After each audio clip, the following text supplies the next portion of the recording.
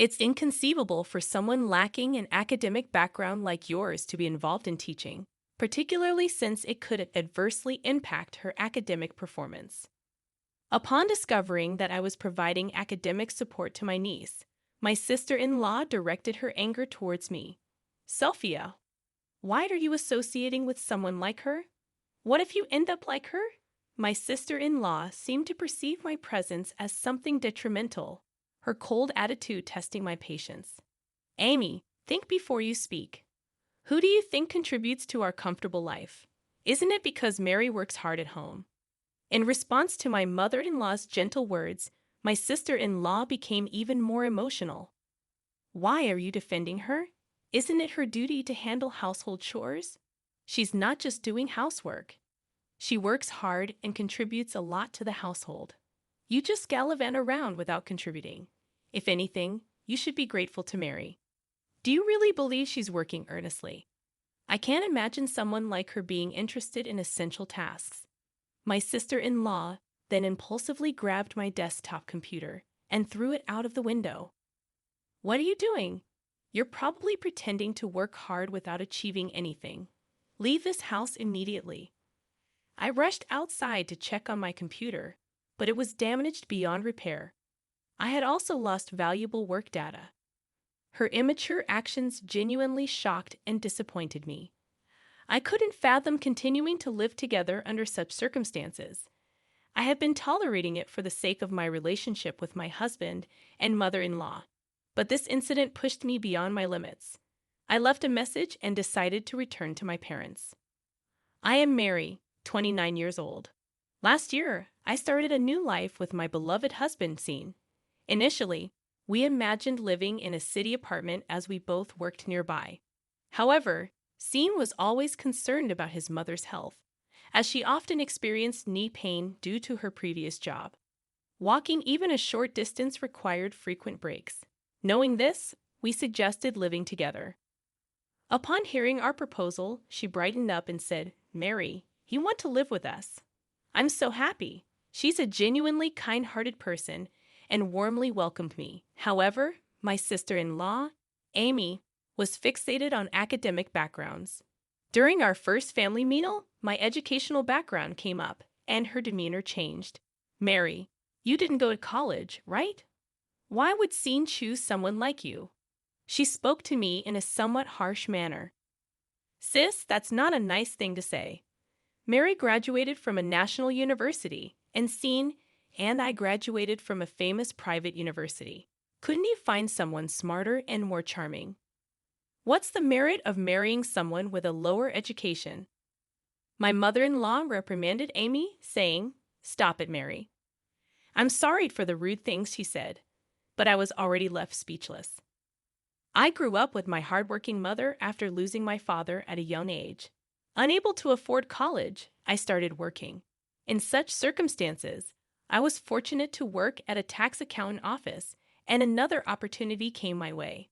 My boss encouraged me, saying, "Why don't you try getting a certified public accountant qualification, Mary? I believe you can do it." Encouraged by his support, I embarked on a new challenge, hoping to secure better job opportunities, increase my income, and better support my mother. My husband understood my aspirations and conveyed my efforts to my sister-in-law. However, she remained cold and indifferent. Despite my genuine intentions, my sister-in-law's words cut deep when she uttered, "If Mary becomes pregnant, I hope the child won't take after her and will be intelligent." These words struck me unexpectedly, making me question if my feelings stemmed from having only a high school diploma. Perplexed, I chose not to escalate the situation, refraining from further discussion. Subsequently, my sister-in-law would frequently mock me over trivial matters, commenting on my cooking speed or reminiscing about her university days during casual conversations, seemingly to taunt me. What bothered me more was that she imparted similar comments to her daughter, Sophia. Sophia, being a kind-hearted child, obediently listened to her mother's words. My sister-in-law had high expectations for Sophia, now preparing for her junior high school entrance exam at S Academy Junior High. Although my sister-in-law took a part-time role there without a teaching license, she did it to avoid additional responsibilities. In front of me, she would deliberately tell Sophia, "Let's work hard together for the future." Frustrated, I bit my lip, lacking the courage to confront my sister-in-law and not wanting to drag my husband and mother-in-law into any trouble. Despite our infrequent meetings, I told myself that enduring her behavior would be okay. However, an unexpected development awaited us one day. My sister-in-law suddenly arrived at our house, holding Sophia's hand, and casually announced, "Mom, I got divorced. We'll be staying here for a while. Please take care of us." Both my mother-in-law and I were shocked by this sudden news, questioning why it happened so abruptly. My sister-in-law responded with a sigh, stating, "That man was so annoying till the end. He incessantly complained about the smallest things and never listened to me, yet he decided to divorce just because of that." Before my mother-in-law could continue, she stopped herself. "It's not just that," my sister-in-law replied with a bitter smile. "When I asked for alimony during the divorce, he only agreed to pay $600. After being together for so long, I was shocked by the amount. So, I thought it would be better to come back home where I don't have to worry about living expenses. Plus, I wanted to spend more time with you, Mom." She showed a slight smile and held her mother's hand. "I can live peacefully in this house." She then laid back on the sofa, scrolling through her smartphone, with packed bags and boxes scattered around the room. My mother-in-law and I were lost for words, watching this chaotic scene. A look of surprise and confusion was evident on my mother-in-law's face, and I shared those feelings as well. After a while, my sister-in-law handed me some of her clothes, asking, "Mary, can you wash these for me later?" I suggested that they should be sent to the dry cleaners, but she replied, self-centered, "You could do that much for me, right?" From then on, not only did her requests increase, but her troublesome behavior also intensified. One day, I discovered an oil-based pen stain on the laundry, which was clearly her doing. Upon seeing me sigh at the stain, she remarked smugly, "Oh, did I make a little mistake?" Then she added, "People with low education can't even do housework properly, can they? I wonder if there's any value in living for someone as useless as you." Her actions were causing my stress levels to peak. I reached my breaking point and finally decided to discuss it with my husband. "I work all day and still have to deal with housework when I get home. It's a real burden when she purposely makes things difficult." "I understand it's hard for me to see you going through this," my husband replied, listening to me quietly. He promised we'd find a solution together. That night, he confronted my sister-in-law about her behavior. My husband's warm words and actions always gave me a sense of security.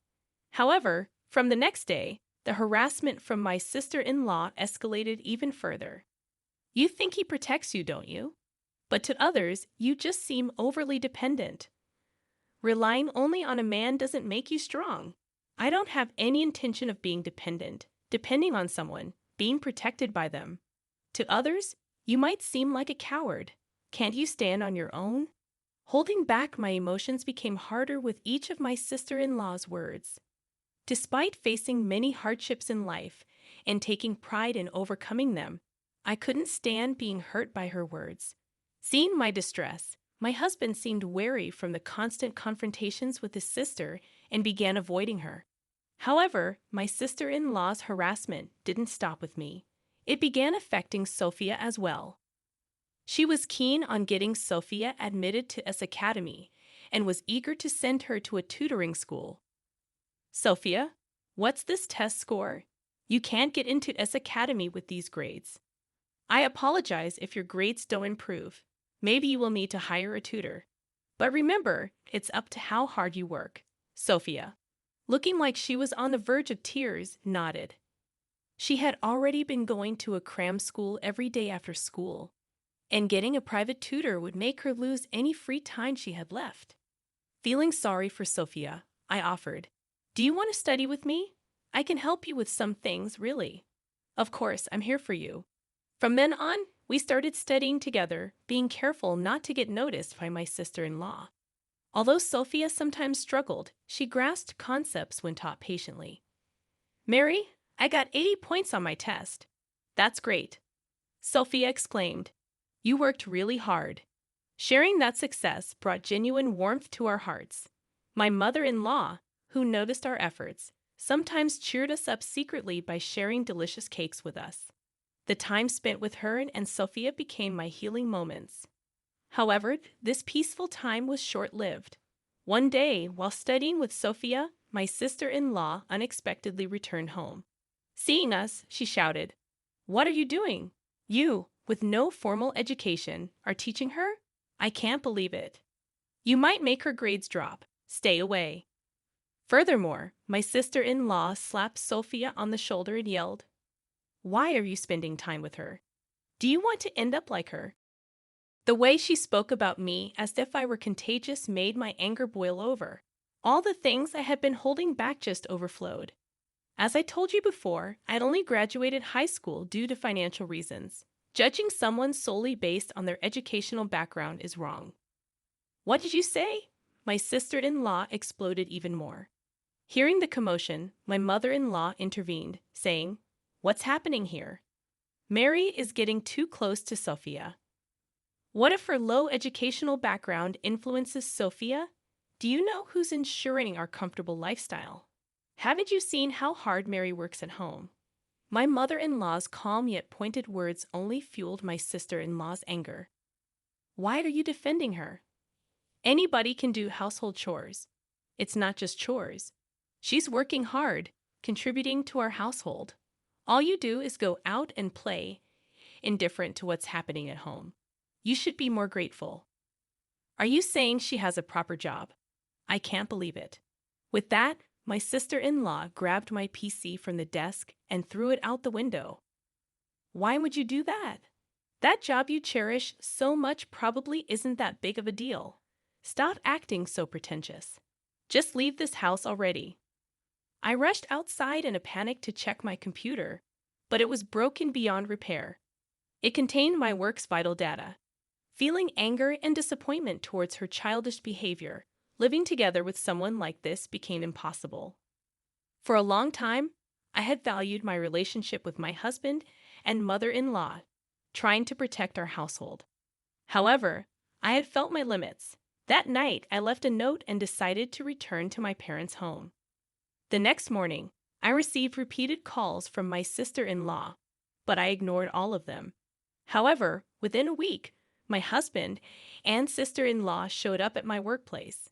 He strongly conveyed his apologies, saying, "Amy's completely wrong this time. Amy, please apologize sincerely." Though encouraged by Sean, her dissatisfaction was evident from her attitude. Why should I apologize? Sophia's grades have clearly dropped in her absence. Mary's presence must have been important not only for Sophia, but for you as well. Indeed, I had felt guilty deep down about Sophia's academic struggles. It seems there's no other way. Mary, come back home and support Sophia's studies. I never wanted to live with someone with your educational background, but I'll endure it for Sophia's sake. I had wanted to return for Sophia's sake, but her arrogant tone nearly extinguished that desire. If you truly care about Sophia's education, why don't you teach her yourself, Amy? You strongly recommended her to study for exams. So why are you neglecting her? I didn't want to be told anything by someone like you. Encouraged by Sean, her dissatisfaction was evident from her attitude. I encouraged Sophia to study for exams because I don't want her to end up in a lowly position like you. Is that really all there is to it? I want Sophia to grow up to be an elite adult like me. I want her to graduate from a renowned university and build a career like the one I've established at the prestigious S Academy. She continued flaunting her own success. Unable to bear the exchange, my company's director intervened and tried to resolve the matter peacefully. Excuse me. I assume you are Mary's family. Nice to meet you. Yes, that's right. My husband greeted the director politely. I have overheard a little. I'd like to affirm that Mary has shown tremendous capability and contributed significantly to our company. Really? I never thought you'd hire someone with just a high school degree. Education doesn't solely define a person's abilities. Even compared to university graduates, Mary has been producing equal, if not better, results. My director's words left my sister-in-law with a surprised expression. Do you truly believe that? I think educational background determines one's status and value, the director responded. Carly, you mentioned you work at S Academy. May I have your name? My name is Amy Smith. You're Miss Smith. I've heard about your troublesome attitude and behavior. Are you implying Mary has been speaking ill of me? No, I haven't. I've heard about you from Mary, but I have heard about you from the principal and other staff at S Academy. Amy's eyes widened, clearly taken aback. Here's the reason. The director handed her a business card that clearly reads Academy Board Chairman. You're the chairman? Both my husband and I were utterly shocked, lost for words upon understanding the information on the card. Amy's demeanor changed instantly, her eyes filled with fear and surprise. I've heard about your behavior and issues within the academy, delegating your work, shirking responsibilities, and even discriminatory actions towards students. Numerous problems have been pointed out.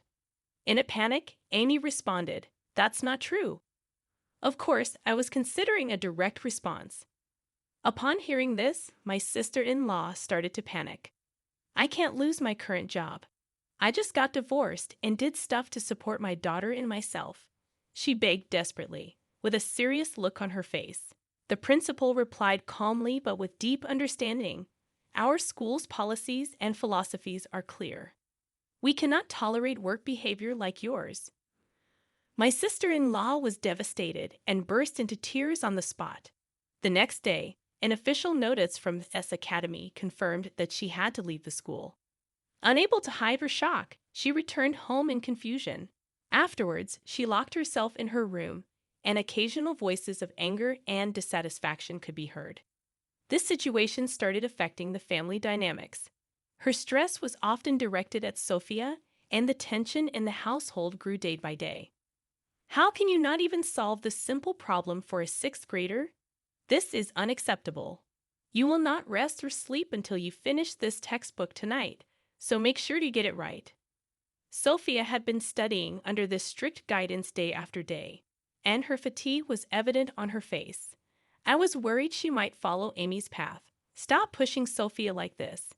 Think about what you're doing, my mother-in-law interjected, unable to bear the situation. Mom, shut up. I don't want to hear anything you say. Taking the situation seriously, my mother-in-law finally told Amy to leave the house. Amy, you can't stay here any longer. Leave now. Why should I be the one to leave? You're the one pushing Sophia to the brink and harming her mental health. If you care about her as your own daughter, leave this house now. I can't believe you're trying to take my daughter away from me. My mother-in-law asked the distressed Sophia. Sophia, what do you want? Do you want to stay in this house or go somewhere else with your mother? Sophia's answer was clear. I want to stay in this house. I'm scared to be with Mom. Shocked by these words, Amy lowered her head and cried. But my mother-in-law's resolve was firm, and she escorted her daughter out of the house. Reflect sincerely on your actions. What you did can never be tolerated. With that, my mother-in-law closed the door. Afterwards, my sister-in-law ended up losing her job and home. She tried various jobs, but due to her personality, she struggled, and her difficult life continued. With her gone, I returned to my mother-in-law's home and regained our peaceful daily life. Sophia regained her peace of mind and started to smile every day. When we learned that she wanted to continue her studies, we, as a couple, decided to support her. A year later, Sophia successfully passed the entrance exam to S Academy, as her hard work finally bore fruit. We felt genuine relief and joy.